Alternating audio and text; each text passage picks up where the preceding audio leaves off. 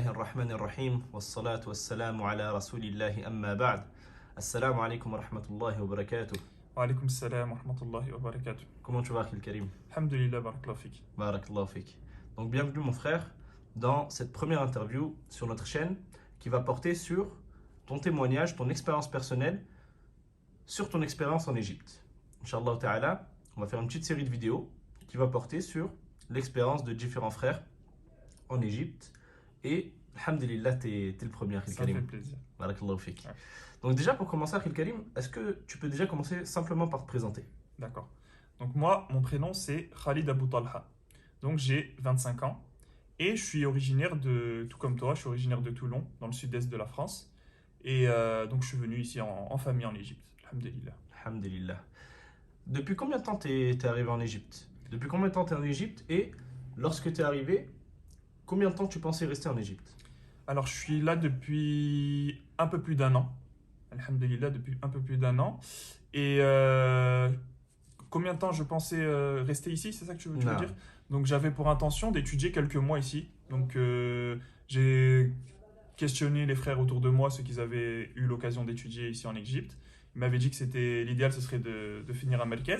Moi, je me suis dit que j'allais me faire une petite expérience ici, de venir profiter quelques mois pour avoir une vision en interne et ensuite voir si j'allais rester plus longtemps, si ça allait me plaire pour profiter encore plus. Et là, je vois que tu es toujours là. Donc, je pense que ça t'a plu. Qu'est-ce qui a fait que ton expérience, justement, t'a plu? Et combien de temps tu comptes rester désormais? Alors, pour l'anecdote, quand je suis arrivé ici, au bout d'un mois, je me suis dit il fallait que je reste plus longtemps pour profiter au maximum, quitte à même finir le Merkez, donc un institut de langue arabe, donc qui dure entre un an et un an et demi, pour avancer le plus possible et pour profiter le maximum. Donc, on va dire en général, de ce que je vois ici, plus tu restes, plus tu as envie de rester. Donc, alhamdulillah, j'ai prolongé mon séjour. Alhamdulillah. Et avant de venir, qu'est-ce qui t'a poussé à vouloir venir? À quel moment tu t'es dit, faut que j'aille étudier en Égypte, faut que je prenne mes affaires, mon épouse, que je m'installe en famille et que j'aille étudier? C'est quoi qui t'a donné envie de venir? Il y a plusieurs raisons, mais on va dire la raison la plus importante, c'est après avoir fait un voyage spirituel. Donc j'ai fait une Umrah, alhamdulillah. Et durant cette Umrah, je me suis déplacé, je suis allé à la rencontre des savants, j'ai assisté à des cours religieux et en fait je comprenais rien, je comprenais pas les cours. J'avais un ami à moi qui lui est marocain, qui comprend un peu plus l'arabe littéraire, qui était en direct avec moi et qui m'expliquait les cours, qui lui-même n'avait pas étudié, mais qui m'expliquait quand même ce qu'il comprenait. Et je me suis dit, ça a été un déclic, je me suis dit, il fallait que je prenne mon billet d'avion et que je vienne m'installer dans un pays arabe pour apprendre la langue arabe. Allahumma barik. Il y a beaucoup de frères dont le déclic, ça a été la Umrah, subhanallah. C'est quelque chose qui revient souvent. Tu as pu assister au cours de qui quand tu étais à Médine? Alors il y avait Cheikh Souleymane Rouhaili, hafidhahullah, et Cheikh Abdelrazak al-Badr, donc c'est des savants qui sont assez connus. Et donc j'ai assisté à des cours et comme je t'ai dit, j'ai pas compris. Alhamdulillah. Et t'es venu combien de temps après cette Umrah en Égypte? Je suis venu, alors j'étais encore dans les études. Donc j'étais encore dans les études, je voulais terminer mes études avant de partir. Donc j'étais dans mon stage, j'ai fini mon stage. Ensuite, j'ai travaillé quelques mois pour mettre un peu d'argent de côté et je suis directement parti. J'avais mis une date précise pour partir pour qu'il n'y ait pas un travail ou quelque chose d'autre qui me bloque dans ce départ. Allahumma barik. Et une fois que tu es arrivé en Égypte, qu'est-ce qui t'a le plus plu en Égypte? Qu'est-ce que tu as aimé ici que tu n'avais pas en France, que tu n'as pas retrouvé en France? Alors la chose qui est évidente, c'est que c'est un pays musulman. Donc tu quittes la France pour un pays, donc l'Égypte, qui est un pays musulman. Qu'est-ce que ça veut dire pays musulman? Quand on le visite et quand on y vit, c'est pas pareil. Donc moi je suis d'origine marocaine, j'ai l'habitude d'aller au Maroc tous les étés, mais en étant touriste, on ressent pas forcément les bienfaits de vivre dans un pays musulman. Donc là maintenant ça fait un an que je suis là, je me rends compte donc de ces bienfaits-là, le fait de pouvoir vivre sa religion comme on l'entend, c'est-à-dire de pouvoir s'habiller comme on veut, de pouvoir aller à la mosquée régulièrement, de pouvoir assister à des cours religieux, Il y a aussi pour les femmes, le fait de s'habiller avec le voile, c'est assez facile, c'est pas interdit. Et plein de choses qui font que tu te dis que le pays musulman, que c'est un pays musulman et que c'est plus adapté pour un musulman d'y vivre. Ok, ok, Allahumma barik. Pour en revenir à la langue arabe, toi, quand tu arrives en Égypte, c'est quoi ton niveau de langue arabe à peu près? Est-ce que tu as déjà des bases? Est-ce que tu as déjà un petit peu étudié? Et est-ce que tu sens que tu évolues vite ici? Alors, comme je te disais, j'ai fait mon voyage religieux, ma Umrah, et je comprenais rien. Donc, moi, je suis d'origine marocaine, mais je parle pas le darija. Donc, je parle pas l'arabe, le dialecte. Je parle pas le dialecte, et encore moins, donc, du coup, l'arabe littéraire. Donc, ce qui a fait que je me suis dit que. Tu peux me répéter la question? Pardon? Je te disais, est-ce que tu sens que tu évolué rapidement Bien sûr. et... En fait, au bout de quelques mois, j'ai senti, j'ai mis beaucoup de sérieux dans mon étude et au bout de quelques mois, j'ai vu les évolutions. Donc, je pouvais tenir des conversations, je pouvais comprendre des petits textes.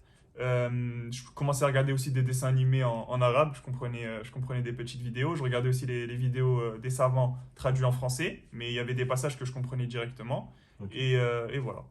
Alhamdulillah. Donc là, au bout d'un an, euh, est-ce que tu comprends un petit peu les khotab, les prêches? Est-ce que tu comprends quand tu t'assois à un cours? T'en es à peu près où dans ton niveau de langue arabe?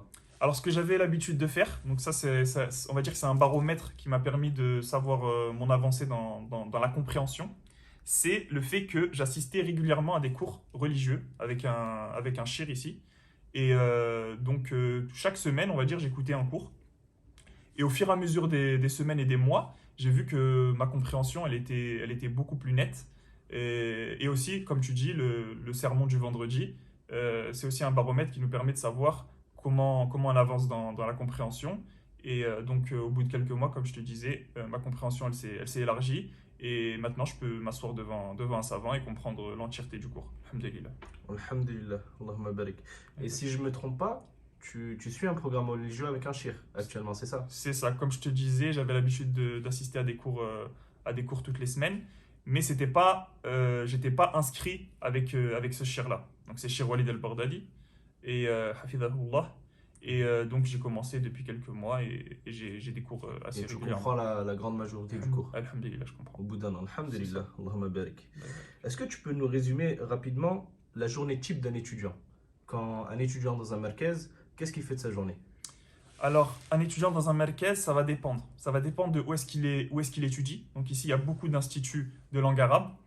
Moi, j'étudie à le Merkez El Ibana.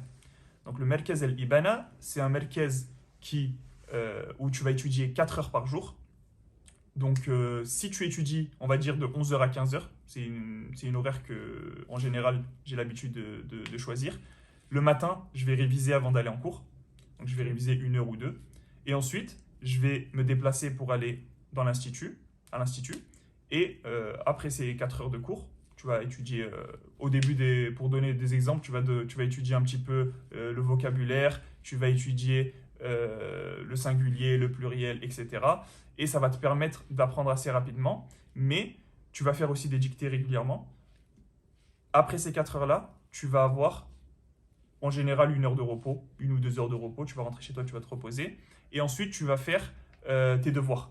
Donc tous les jours, tu as des devoirs, tu as des contrôles 1 fois par semaine, ce qui fait que ça te met un cadre et que tu es obligé de réviser régulièrement et tu vas avoir des résultats assez rapidement, alhamdulillah. Alhamdulillah. Tu as l'occasion d'un petit peu mémoriser le Coran. Comment ça se passe pour l'apprentissage du Coran? Alors pour le Coran, ce qu'il faut savoir, c'est que c'est à part. C'est pas avec l'institut. C'est pas avec l'institut. Tu vas prendre un professeur en privé ou alors tu vas aller dans un institut spécialisé dans le Coran, mais tu vas pas le faire dans le Merkez. Donc le Coran, en général, tu vas essayer de l'étudier un petit peu chaque jour, selon les capacités. Alhamdulillah, tu essayes d'avancer petit à petit. Alhamdulillah. Pour terminer, Akhil Karim, est-ce que tu aurais un conseil à donner à un frère, à une sœur qui hésite encore à venir étudier, qui a cette envie, mais qui a un blocage, qui est pas déterminé, qui est pas sûr? Est-ce que tu as un conseil à lui donner? Mon conseil, ce serait de saisir cette opportunité. À partir du moment où on a une intention d'étudier. Moi, par exemple, j'avais eu l'intention d'étudier, c'est au moment où j'ai eu mon déclic, j'ai eu une intention d'étudier.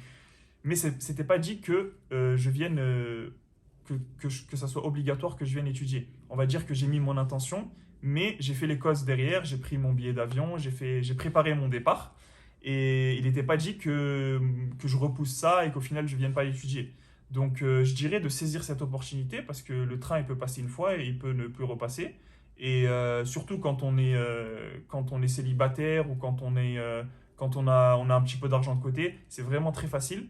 Donc demain, on n'est pas forcément, on peut être restreint par d'autres choses, de notre vie privée ou notre vie professionnelle, qui peut faire qu'on ne vienne jamais étudier. Barakallahu fik Abdel Karim pour le temps que tu m'as accordé. Ouais, fik Qu'Allah te barakallah. préserve. On espère que cette interview sera bénéfique à nos frères et à nos sœurs. Barakallahu fikum. Wassalamu alaikum wa rahmatullahi wa barakatuh. Wa alaykoum salam wa rahmatullahi wa barakatuh.